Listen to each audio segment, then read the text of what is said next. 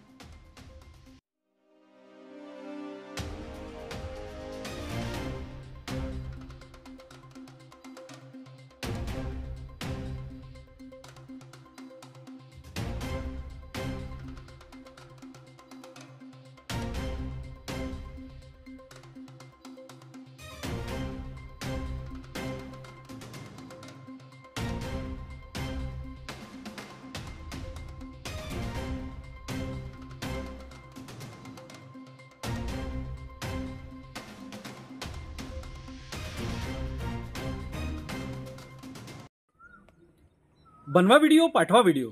आम्ही तुमच्या न्याय हक्कासाठी लढा देऊ। ताज्या बातम्या व घडामोडींसाठी पाहत राहा फक्त महाराष्ट्र लाईव्ह न्यूज। आजच आमच्या चॅनलला सबस्क्राईब करा, शेअर करा, कमेंट करा आणि हो, बेल आयकॉन दबायला विसरू नका। जय महाराष्ट्र।